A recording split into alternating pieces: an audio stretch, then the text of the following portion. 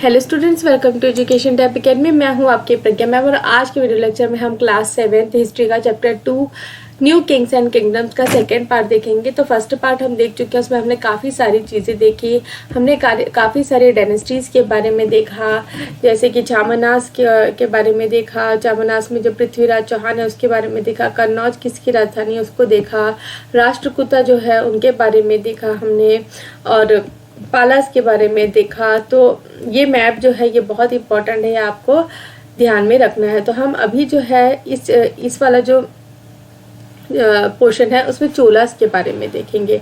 तो हमने चोलास, चेरास, पांड्यास, ये जो है इससे पहले भी थोड़ा सा हमने इंट्रोडक्शन इसका देखा था प्रीवियस जो 6th क्लास में, उसमें भी हमने कुछ चीज़ें देखी थी। और हमने जो है ये सारी चीज़ें देखी। तो इमर्जेंस ऑफ न्यू डायनेस्टी, महासमनाता क्या होता है, समनातास क्या होता है, और हमने जो अलग अलग डायनेस्टीज़ हैं उनमें कैसे एडमिनिस्ट्रेशन होता था। महाराजा अधिराज, तो त्रिभुवन महाराजा अधिराज की जो उपाधि है उसके बारे में हमने देखा था। और त्रिभुवन चक्रवर्ती, ये सब जो उपाधि वगैरह है, कितने प्रकार के 400 प्रकार के जो टैक्सेस है उसके बारे में हमने देखा था। प्रशस्ति जो देखा था, थोड़ी डिफरेंट टाइप्स ऑफ प्रशस्ति है उसके बारे में हमने देखा था। किंग्स जो है ग्रांट्स करते थे, उसको कॉपर प्लेट में ब्राह्मण्स को दिया जाता था, उसके बारे में हमने देखा था।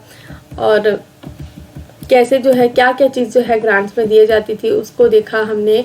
और भी बहुत सारी चीज़ें जो गुजारा प्रतिहारास, ये सारा चीज़ें जो है हम देख चुके हैं। हमने देखा था मोहम्मद गोरी के बारे में देखा था, पृथ्वीराज चौहान के बारे में देखा था। जो बैटल ऑफ टेरेन जो है मैंने आपको बताया था वो उसके बारे में भी देखा था। तो अब हम जो है थोड़ा सा डिटेल में हमको जो चोला डायनेस्टी है उसके बारे में देखना है। तो यहाँ पे फिर मैप दिया हुआ है, तो मैप में देखेंगे ये जो पोर्शन है, ये पूरा जो पोर्शन दिख रहा है आपको, ये है चोला डायनेस्टी का। तो यहाँ पे फ्लक्चुएटिंग बॉर्डर फ्रंटियर दिया है। फ्रंटियर मतलब बॉर्डर, फ्लक्चुएटिंग मतलब आगे पीछे होता हुआ।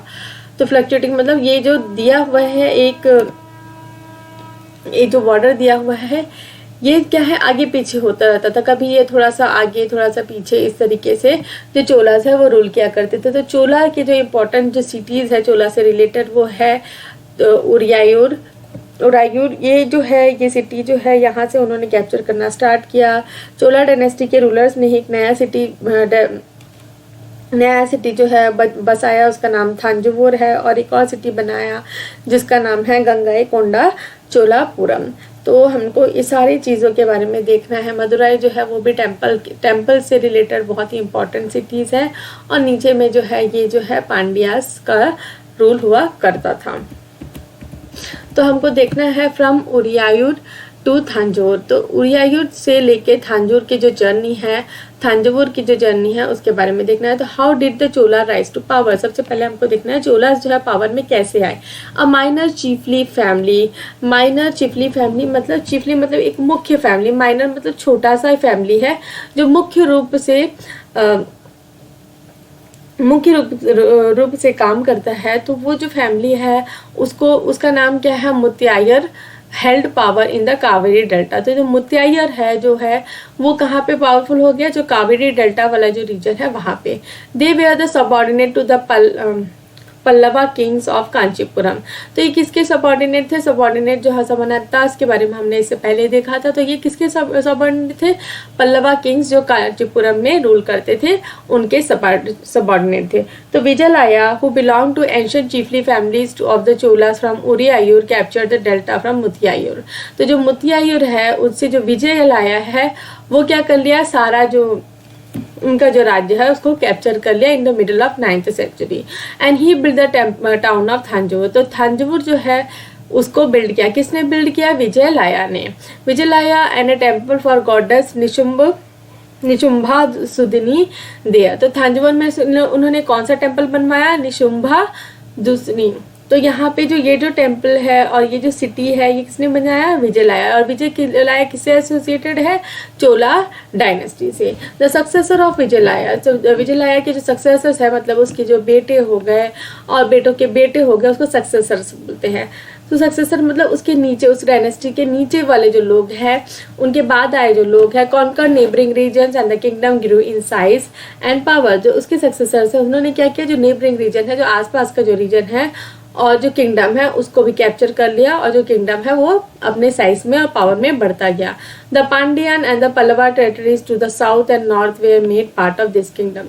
तो जो पंडियन है और जो पल्लवा टेरिटरीज है, जो पंडियन कहाँ किस डायरेक्शन में है, साउथ में, और पल्लवा किस में, नॉर्थ डायरेक्शन में, ये भी इसके अंडर आ गए। तो ये पंड्यास हो गया और आपका ये ऊपर में पल्लवास वाला डायनेस्टी हो गया। तो ये जो सारे जो रीजन है इसको चोला डायनेस्टी के जो सक्सेसर्स है, विजयलाया के जो सक्सेसर है वो अपने अंडर में ले आए। तो राजा Raja one considered the most powerful Chola ruler became king in 985 AD and expanded control over most of this area। तो राजा राजा इंपॉर्टेंट रूलर और कौन है चोला डायनेस्टी का, राजा राजा वन। तो ये क्या है, मोस्ट पावरफुल चोला रूलर। तो ये इंपॉर्टेंट है कि सबसे पावरफुल चोला रूलर कौन है, राजा राज। तो ये कब किंग बना, 985 में। तो इसने कहाँ पे अपना रूल जो एक्सपेंड किया, वो पूरे जो ऑलमोस्ट मतलब पूरा जो साउथ का एरिया है वहाँ पे। तो he also recognised the administration of the empire. Raja Raja son Rajendra one, तो इसका जो बेटा है कौन, Rajendra one, continued his policies and even raided the Ganga valley, Sri Lanka and countries of south east Asia and developing a navy for this expedition. Expedition का meaning हम पहले जान चुके हैं, मतलब एक खोज यात्रा, ठीक है। तो राजा राजा का जो सन है राजेंद्र वन, ये भी बहुत ही पावरफुल था। इसने कहाँ कहाँ तक अपना राज्य फैलाया, गंगा वैली तक। आप सोचिए साउथ से लेकर पूरा ऊपर गंगा वैली तक, श्रीलंका को भी कैप्चर करके रखा और जो साउथ ईस्टर्न एशिया के जो कंट्रीज है उसको भी उसने अपने कब्जे में रखा। और बहुत ही उनके पास एक क्या थी, नेवी भी थी। तो इससे पहले हमने देखा जो राजा महाराजा है उनके पास क्या रहता था, कैवलरी रहता था, फुट सोल्जर्स रहते थे। लेकिन यहाँ पे जो राजा राजा वन का जो सन है राजेंद्र वन, इसके पास क्या है, एक नेवी भी है। नेवी मतलब जो समुद्र के रास्ते में लड़ाई करते हुए जाते हैं, जिनके पास नाव के रास्ते से वो लड़ाई रखेंगे, तो नेवी उसको बोला जाता है। अभी भी आपको पता होगा हमारे कंट्री में 3 होते हैं, एक होता है आर्मी, नेवी और एयरफोर्स। तो वैसे ही यहाँ पे इनके पास क्या थी, नेवी भी थी। अब देखेंगे चोला डायनेस्टी के जो बहुत ही फेमस, इससे पहले भी हमने देखा एक टेम्पल जो थांजवुर में बना हुआ है ना, एक देवी के लिए। तो यहाँ पे जो टेम्पल्स जो है इन्होंने बहुत ही सुंदर सुंदर टेम्पल्स बनाए, तो उनके बारे में देखना है। टेम्पल्स और ब्रॉन्ज के स्ट्रक्चर, तो ब्रॉन्ज जो है जो एक धातु होता है उससे जो स्ट्रक्चर्स बनाए हुए हैं, जो मूर्ति बनाई हुई है, उसके बारे में हम देखना है। The big temples of Thanjavur and Gangai Konda Cholapuram built by Raja Raja one and Rajendra are architecture and sculpture marvel. Marvel मतलब एक चमत्कार की तरह, मतलब इतना सुंदर है। तो ये जो बड़े बड़े टेम्पल्स है थांजवुर और गंगाई चोंडापुरम में, तो ये किसके द्वारा बनाए गए हैं, राजा राजा वन और राजेंद्र के द्वारा। तो Chola temples often became the nuclei मतलब centre of settlement which grew around them। तो ये जो टेम्पल्स है वो क्या होते थे, सेंटर ऑफ सेटलमेंट मतलब वहाँ पे लोग रहा करते थे, वहीं पे लोग ज़्यादा बसा करते थे। This were centre of craft production, temples were are also endowed with land by the rulers as well as by others. तो ये जो क्या है, किस चीज़ के सेंटर होते थे, जो क्राफ्ट प्रोडक्शन है उसके जो भी क्राफ्ट्स वगैरह बनते थे वो टेम्पल्स के आसपास बनते थे। और टेम्पल्स आर एंडोड मतलब उनको गिफ्ट किया जाता था, ग्रांट किया जाता था, क्या, लैंड कौन देता था, इनको रूलर्स भी देते थे और जो कॉमन पीपल है वो भी देते थे। The produce of this land, तो लैंड को देखने से पहले ये देखिए कितना सुंदर स्ट्रक्चर है। मतलब आप जस्ट मतलब इमेजिन करिए, यहाँ पे आप जब देख रहे हैं तो आप खुद सोचिए कि मतलब पत्थर में ये जो नक्काशी की गई है, ये जो इतना फाइन, देखिए एक एक मतलब मिलता हुआ, ये वाला स्ट्रक्चर देखिए, ये वाला स्ट्रक्चर देखिए, ये मिलता जुलता स्ट्रक्चर पूरा, मतलब एक जैसा स्ट्रक्चर। मतलब इसको काफ कैसे किया गया होगा, उस समय हाथ से कैसे बनाया होगा, तो समझ से परे है। तो temple at Gangai Konda Cholapuram, notice the way in which the roof tapers also look at the elaborate stone sculptures used to decorate the outer wall. तो यहाँ पे आउटर वॉल्स देखिए, ऊपर तरफ देखिए कितना सुंदर स्ट्रक्चर बनाया गया है। तो यहाँ पे हम लोग प्रोड्यूस ऑफ जो लैंड है जो ग्रांट में मिला हुआ है उसको क्या है, went into maintaining all the specialist who worked at the temple and very often lived near it, priest, garland maker, cooks, sweepers, musician, dancers etcetera. In other words temples were not only place of worship, they were the hubs of economic, social and cultural life as well. तो यहाँ पे जो है जो temples है वो एक centre बन गया था जहाँ पे बहुत सारे आसपास जो है बहुत सारे लोग रहा करते थे। और हम ये भी देख रहे थे जो लैंड उनको मिलते थे, ग्रांट्स में मिलते थे जो टेम्पल्स को, तो उसे क्या करता था किया जाता था, उसे जो प्रोड्यूस आता था उसे यूज़ किया जाता था मेंटेनेंस के लिए, टेम्पल को मेंटेन करने के लिए, और जो वहाँ स्पेशलिस्ट रह रहे हैं वो सबके काम के लिए उसको यूज़ किया जाता था। तो यहाँ पे बहुत सारे लोग जो प्रीस्ट है, पुजारी है, गार्लैंड मेकर मतलब जो माला वगैरह बनाते हैं, कुक्स जो खाना बनाते हैं, स्वीपर सफाई करने वाले, म्यूजिशियन जो म्यूजिक बजाते हैं, डांसर्स, तो ये सारे लोग के मेंटेनेंस के लिए इसको यूज़ किया जाता था। तो यहाँ पे से हमको समझ में आ रहा है कि टेम्पल्स जो है वो सिर्फ और सिर्फ वर्शिप, पूजा पाठ की जगह नहीं है, वो एक हब है, एक सेंटर है जहाँ पे इकोनॉमिक, सोशल और कल्चरल लाइफ डेवलप होते आ रहा है चोला पीरियड से। तो almost the class associated with temples of temples, the making of bronze image was most distinctive मतलब बहुत ही यूनिक, अलग। तो यहाँ पे जितने भी क्राफ्ट्स बनाए जाते थे वो किससे बनाए जाते थे, ब्रॉन्ज के बनाए जाते थे, और वो क्या होते थे, बहुत ही unique. Chola bronze images are considered among the finest in the world, while most images are of deities मतलब जो भगवान है। sometimes images were made of devotees as well, devotees मतलब जो पूजा करने वाले जो श्रद्धालु हैं उनका भी इमेज कई जगह बनाया गया है। और चोला की जो ब्रॉन्ज इमेजेस है मतलब जो ब्रॉन्ज की जो मूर्तियां है वो क्या है, एकदम फाइनेस्ट है, उनका काम जो है बहुत ही साफ सुथरा और बहुत ही फाइन तरीके से किया गया है। तो यहाँ पे एक देखेंगे एक ब्रॉन्ज इमेज है, देखिए मतलब हर चीज़ को कितने अच्छे से नक्काशी करके बनाया गया है। ये जो कपड़े इसने पहने हुए हैं इसमें भी बहुत ही सुंदर से जो भी स्ट्रक्चर है उसको बहुत ही फाइनली बनाया गया है। तो यहाँ पे हमने टेम्पल्स के बारे में देख लिया। अब हमको देखना है एग्रीकल्चर और इरिगेशन। तो एग्रीकल्चर और इरिगेशन हमने थोड़ा बहुत पहले देखा है। इरिगेशन, एग्रीकल्चर सबको पता है, और इरिगेशन की पता ही होगा जो सिंचाई का माध्यम है, जहाँ पे खेती हो रही है, एग्रीकल्चर जो खेती हो रही है वहाँ पे पानी पहुँचाया जाता है। Many of the achievements of Cholas were made possible through a new development in agriculture. Look at map 2 again, notice that the river Kaveri branches off into several small channels before emptying in the Bay of Bengal. तो यहाँ पे हम लोग map देख लेते हैं। तो यहाँ पे देखिए ये कावेरी रिवर है, यहाँ पे बहुत सारे चैनल्स दिख रहे हैं, जो ब्लू लाइन दिख रही है आपको, बहुत सारे जो लाइंस आपको दिखेंगी। तो ये क्या है, चैनल्स हैं, तो इसके बारे में हम भी देखेंगे। तो यहाँ पे the agriculture many of the achievements, ठीक है, जो चोलास का जो अचीवमेंट सबसे ज़्यादा क्या है, न्यू डेवलपमेंट्स इन एग्रीकल्चर, जो एग्रीकल्चर के नए नए तरीके जो है उन्होंने ईजाद किए। तो यहाँ पे मैप 2 हमने देख लिया। तो notice that Kaveri branches into small channels before emptying into Bay of Bengal. तो बे ऑफ बंगाल में एम्प्टी होने से पहले सबको पता है नदी, जो अपनी ज्योग्राफी में पढ़ा होगा, नदी जो बहते बहते बहते कहाँ जाती है, समुद्र में जाती है। समुद्र के पास क्या बनाती है, वो डेल्टा बनाती है। तो स्मॉल चैनल्स में जो बनते हैं उसको डेल्टा कहा जाता है। तो दिस चैनल्स ओवरफ्लो फ्रीक्वेंटली। तो ये चैनल क्या है, कभी कभी क्या होते हैं ओवरफ्लो, मतलब अपनी क्षमता से ज़्यादा बहते थे। और इससे क्या होता था, जो फर्टाइल सॉइल जो है नदी अपने साथ लेके जा रही है वो क्या है, उसके बैंक में जो उसका जो किनारा है, बैंक्स मतलब किनारा है, वहाँ पे जमा हो जाता था। तो water from the channels also provide necessary moisture for agriculture, particularly the cultivation of rice. तो इससे वो जो है मॉइस्चर भी प्रोवाइड करता था, जिससे जो राइस का कल्टीवेशन है उसमें ज़्यादा पानी चाहिए रहता, तो वो जरूरत को भी वो पूर्ति करते थे। तो although agriculture has developed early in the other parts of Tamil Nadu, it was only from the 5th और 6th century that this area was opened up for large scale cultivation. तो यहाँ पे जो 5th और 6th सेंचुरी में जो है ये कल्टीवेशन क्या है, बहुत ज़्यादा बढ़ गया और बहुत लार्ज स्केल कल्टीवेशन होने लगा। तो forest has to be cleared in some regions, land had to be levelled in other areas, level मतलब उसको चिकना करना, एक लेवल में लेके आना।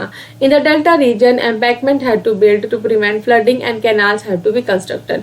तो जो डेल्टा रीजन है वहाँ पे एम्बैंकमेंट मतलब डैम्स वगैरह बनाना पड़ता था, एक छेका बनाना पड़ता था, जिससे क्या है फ्लड्स वगैरह ना आए, मतलब जो नदी का जो पानी है वो क्या है उल्टे डायरेक्शन में ना आए, जिससे फ्लड्स ना आए। और कैनाल्स भी बनाना पड़ता था जिससे कि इस तरीके की प्रॉब्लम ना हो। तो यहाँ पे ये ब्रॉन्ज इमेज हमने देख लिया था। To carry waters to the fields in many areas 2 crops were growing in the year.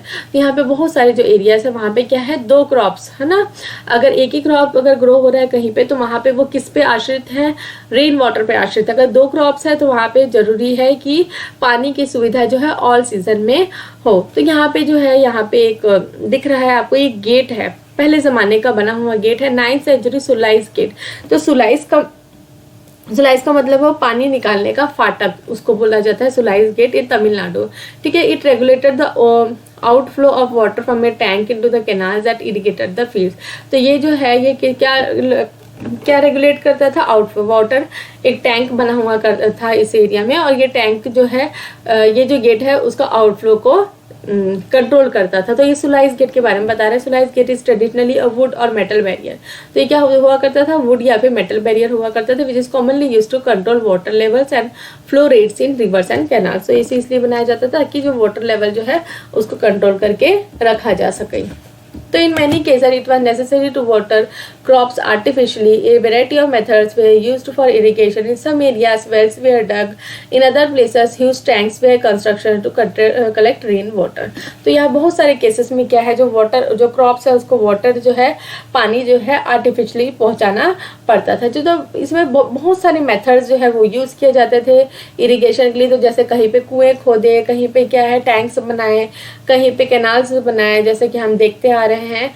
In other places use tanks were constructed to collect rain water. तो remember that irrigation works require planning, organisation, labour and resource, maintaining this works and deciding on how water is to be shared. Most of the new rulers as well as people living in the areas took an active interest in this activities. तो यहाँ पे जो है irrigation का जो काम है उसमें क्या है, बहुत सारी प्लानिंग करना पड़ता है, ऑर्गेनाइजेशन करना पड़ता है, लेबर रिसोर्सेस, और उसको मेंटेन भी करना पड़ता है क्योंकि पानी को जमा करके रखना है। अगर पानी ज़्यादा जमा हो जाएगा तो फ्लडिंग वाली सिचुएशन आ जाएगी, बांध बनाया वो टूट जाएगा। बहुत सारे मेंटेनेंस मतलब उसको करना पड़ता था कि पानी को कैसे वहाँ पे स्टोर करना है, कैसे शेयर करना है। तो इसके लिए जो है लोगों को एक्टिव होना बहुत ज़रूरी है। तो यहाँ पे जो रूलर्स है और जो कॉमन पीपल है वो दोनों एक्टिव थे, इसलिए जो है ये जो इरिगेशन जो फैसिलिटीज़ है यहाँ पे अच्छे से डेवलप हो पाए। तो यहाँ पे हमको अब नेक्स्ट देखना है administration of the empire. Empire का एडमिनिस्ट्रेशन कैसे होता था, how was the administration organised. The settlement of peasant मतलब जो किसान लोग हैं known as Ur became prosperous with the spread of irrigation agriculture। तो यहाँ पे जो इरिगेशन एग्रीकल्चर हमने देखा तो उससे क्या है, प्रॉस्परस मतलब धनी होना। तो जो सेटलमेंट्स है उसको क्या बोला जाता था, उर। A group of such villagers form larger units called Nadu. तो ये जो इस तरीके के जो स्मॉल विलेजर्स हैं उनका जो ग्रुप है, उर का जो ग्रुप है वो लार्जर यूनिट में उसको क्या बोला जा रहा है, Nadu. The village council and the Nadu performed several administrative functions including dispensing justice and collecting tax। तो ये जो नाडू है मतलब ये जो विलेज सेटलमेंट है और एक विलेज का काउंसिल बनाया गया है, एक सभा बनाई गई है, समिति बनाई गई है, वो क्या के लिए फंक्शन करते थे, एडमिनिस्ट्रेटिव फंक्शन वो लोग परफॉर्म करते थे। मतलब अगर कोई इनजस्टिस हो रहा है, जस्टिस हो रहा है, उस तरीके की जो बात है और जो टैक्सेस कलेक्ट करना है वो इनका काम हुआ करता था। Rich peasants of the Vellala caste exercise considerable control over the affairs of the nadu under the supervision of central Chola government. तो यहाँ पे जो रिच पेसेंट मतलब जो धनी किसान है, जो किसान जिनके पास ज़्यादा पैसा है, तो ऑफ वेल्लाला कास्ट, एक कास्ट के बारे में यहाँ पे स्पेसिफिकली बताया गया है। वो क्या काम करते थे, कंट्रोल करते थे जो अफेयर्स हैं, ये जो नाडू का जो अफेयर्स है उसको कंट्रोल करते थे। और इनको कौन सुपरवाइज करता था, Chola government. The Chola kings give some rich land owners titles like Muvendavelan or Velan और बिलान और पेजेंट सर्विंग 3 किंग्स। तो यहाँ पे जो है चोला किंग्स उनको एक उपाधि भी दिया करते थे, क्या, मुवेंदा वेलान। तो वेलान का मतलब क्या होता है, पीसेंट। ठीक है, मुवेंदा वेलान मतलब पीसेंट, सर्विंग 3 किंग्स।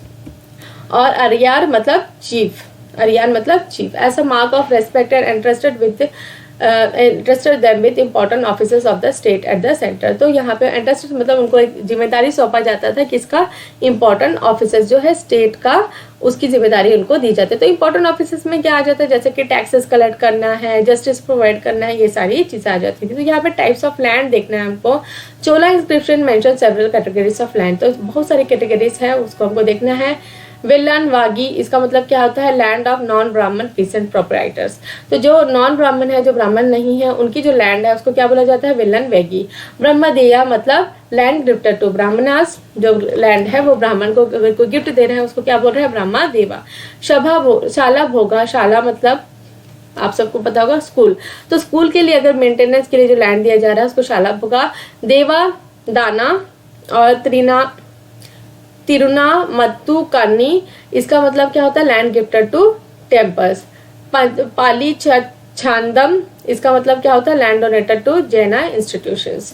तो अलग अलग जहाँ जहाँ पे पर्पस के लिए जो दिया जा रहा है, जैसे स्कूल, ब्राह्मण, नॉन ब्राह्मण, टेम्पल्स, उसके हिसाब से नाम दिया गया है। तो साउथ वाले नाम है तो थोड़ा सा प्रोनाउंसिएशन में थोड़ा सा प्रॉब्लम हो जाती है, जैसे कि पाली छदम, तो थोड़ा सा आपको भी मतलब थोड़ी सी प्रॉब्लम हो सकती है। We have seen that Brahmanas often received land grants or Brahma देवा।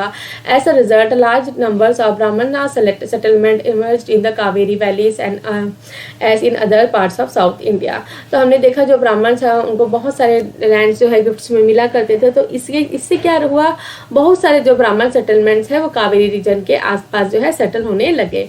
तो ईच ब्रह्मा देवा was looked after N assembly और सभा ऑफ प्रोमिनेंट ब्राह्मण लैंड होल्डर्स। तो अब जो ब्राह्मण दिया है, मतलब जब लैंड है उसको दे तो दिया है गिफ्ट में, लेकिन उसको क्या करता था, उसको क्या किया जाता था, उसको भी मॉनिटर किया जाता था कि कहीं वो जो लैंड है उसका मिसयूज तो नहीं हो रहा है। तो इसको कौन देखा जाता था, एक असेंबली और एक सभा होता था जो प्रोमिनेंट ब्राह्मणा लैंड होल्डर्स है उनकी। तो this assembly worked very efficiently, their decisions were recorded in detail in inscription often on the stone walls of temples. Association of traders known as nagarams also occasionally performed administrative function in towns। तो यहाँ पे जो है एक सभा जो है ब्राह्मण लैंड ओनर्स की, वो क्या करती थी, जो ब्राह्मण देहा है उसको देखती थी और जो डिसीजन है उसको कहाँ पे नोट डाउन करते थे, इंस्क्रिप्शन में। और ये इंस्क्रिप्शन कहाँ होते थे, स्टोन वॉल्स ऑफ टेम्पल्स में। और एक और एसोसिएशन है वो किसका है, ट्रेडर्स का, जो व्यापारी है उनका एसोसिएशन है, उसको क्या बोला जा रहा है, नगरम। तो ये क्या परफॉर्म करते थे, एडमिनिस्ट्रेटिव फंक्शन इन टाउन। तो inscription from Uttara Merur in Chilangaput district, Tamil Nadu provide details of the way in which Sabha was organized। तो ये सब के बारे में हमको इस इंस्क्रिप्शन से पता चलता है। कहाँ पे है इंस्क्रिप्शन, उत्तरा मेरूर, और ये कहाँ पे है, चिंगलेपुट डिस्ट्रिक्ट में, कहाँ पे, तमिलनाडु में। तो sabha had separate committees to look after irrigation works, garden, temples etcetera. तो ये सभा इसके पास क्या हुआ करते थे, सेपरेट कमिटीज, हर चीज के लिए एक कमिटी होती थी जिसके पास, जैसे इरिगेशन के लिए अलग, गार्डन के लिए अलग, टेम्पल के लिए अलग। तो name of those eligibles to the members of this committees were written down on a small ticket of palm leaves। These tickets were put into earthenware pot from which a young boy was asked to take out the ticket one by one for each committee। तो अब देखो यहाँ पे क्या है, election हुआ करता था। तो इलेक्शन के लिए क्या करते थे, जो एलिजिबल है, ठीक है, यहाँ पे अलग अलग कमिटीज बनानी है, जैसे गार्डन, टेम्पल्स और भी बहुत सारी कमिटीज होती रही होगी। तो उसके लिए क्या करते थे वो लोग, जो एलिजिबल है उनका नाम जो है एक पाम लीफ में ऐसे टिकट के फॉर्म में एक अर्दनवेयर पॉट मतलब एक बड़े से मटके में डाल दिया करते थे, और एक छोटे से बच्चे से क्या बोलते थे कि टिकट एक एक करके उठाओ, और जिसका नाम आते जाता था उनको वो कमेटी जो है उसको कार्य जो है दे दिया जाता था। उसके बाद जो है हमको देखना है इंस्क्रिप्शंस एंड टेक्स्ट।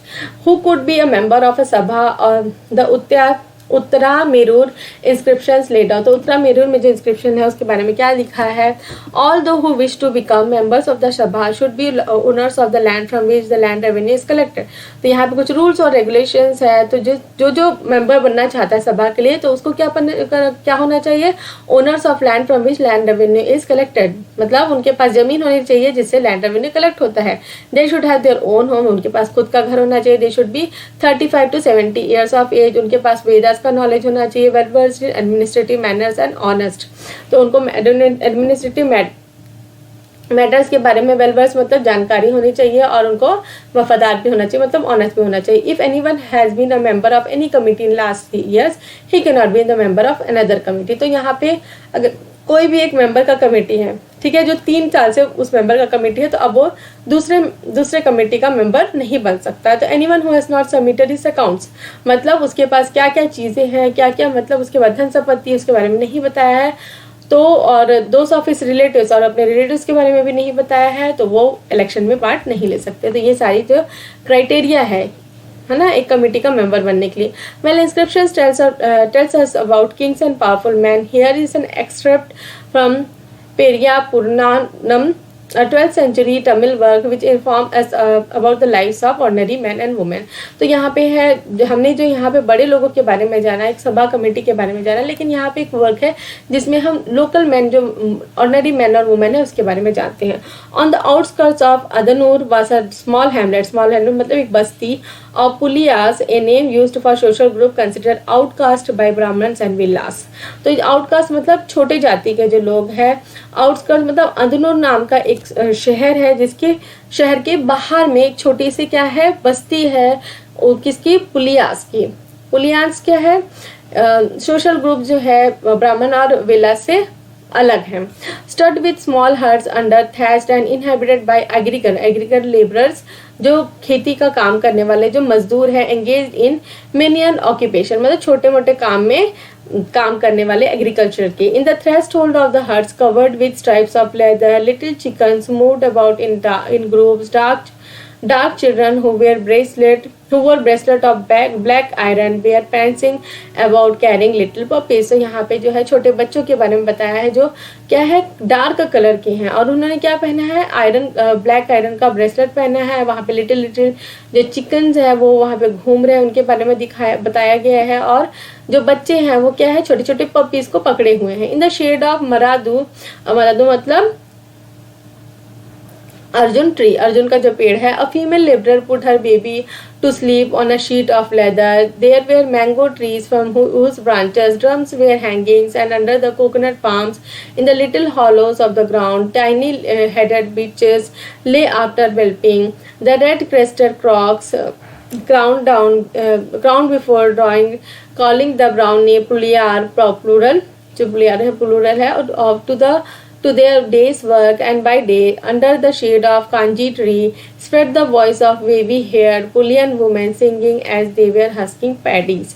हस्किंग पैडीज मतलब पैडी अलग करना, जो धान है और जो चावल है उसको अलग करना। तो यहाँ पे जो है पूरा जो लोकल लाइफ है उसका स्ट्रक्चर को बताया गया है कि छोटे छोटे बच्चे जो हैं वो क्या है, डार्क कलर के हैं, आयरन का ब्रेसलेट पहने हुए हैं, छोटे छोटे पपीज को खिला रहे हैं, वो लोग खेल रहे हैं उनके साथ। और जो फीमेल लेबरर है वो जो अपने बच्चे को है शीट ऑफ लेदर में क्या है सुला दिए हैं, और वहाँ पे जो मैंगो ट्रीज हैं उसमें ड्रम्स हैंग कर रहे हैं। जो कोकोनट का पाम ट्रीज हैं, और कोकोनट का जो पाम्स है, और हॉलो जो ग्राउंड मतलब जमीन में जो गड्ढे हैं उसमें क्या है, छोटे छोटे जो बिचेस हैं वो ले कर रहे हैं, मतलब वहाँ पे आवाज़ कर रहे हैं। और मतलब बिचेस मतलब जो कुतियाँ जो हैं, कुत्ते के जो का जो प्लूरल फॉर्म है उसको बोल रहा है। और जो कॉक्स है, जो मुर्गियां हैं, वो मतलब आवाज़ दे रही है, उसके बारे में बताया है। और जो कांजी ट्री है उसके नीचे जो है मतलब लंबे लंबे बाल वाली जो है पुलियन वुमेन जो है वो गाना गाते हुए पैडी को हस्क कर रही हैं। तो ये चैप्टर के बाद अब हम देखेंगे लास्ट में चाइना अंडर टांग डायनेस्टी। तो चाइना के बारे में देखना है, और कौन सी डायनेस्टी देखना है, Tang dynasty. In China empire was establish under Tang dynasty which remained in power for about 300 years. तो यहाँ पे चाइना में एक एम्पायर कौन एस्टेब्लिश था, वहाँ पे टांग डायनेस्टी था, जो कब तक पावर में थी, 300 ईयर्स। 300 ईयर्स मतलब 7th सेंचुरी से लेकर 10th सेंचुरी तक।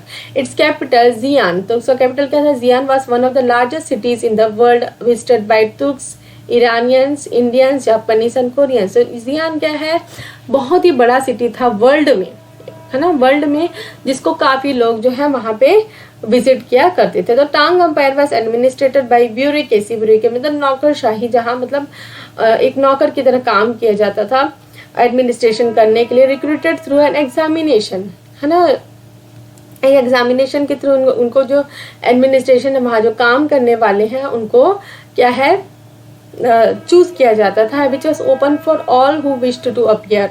तो वो जो एग्जामिनेशन उसको कोई भी दे सकता था, और वहाँ पे जो है काम करने के लिए वहाँ पे रिक्रूट हो सकता था। तो this system of selecting official remained in place with some changes till 1911। तो उस समय से लेकर 7th सेंचुरी से लेकर 1911 तक इसी तरीके से जो है ऑफिशियल्स जो हैं उनको सेलेक्ट किया जाता था नौकरी के लिए। तो यहाँ पे ये चैप्टर ख़त्म होता है। अगर आपको ये वीडियो लेक्चर पसंद आया तो वीडियो को लाइक शेयर करें अपने फ्रेंड्स के साथ में, और कमेंट करके बताएं कि आपको वीडियो कैसा लगा। अगर आपको कोई डाउट है तो आप कमेंट कर सकते हैं। आप चाहे तो मुझे मेल भी कर सकते हैं, मेल आईडी जो है डिस्क्रिप्शन बॉक्स में दी हुई है। और अगर वीडियोस पसंद आते हैं तो चैनल को सब्सक्राइब कर लीजिए, बेल नोटिफिकेशन को भी ऑन कर लीजिए, ताकि जब भी मैं नए वीडियोस डालूँ तो आपको नोटिफिकेशन मिल सके। Thanks for watching my video.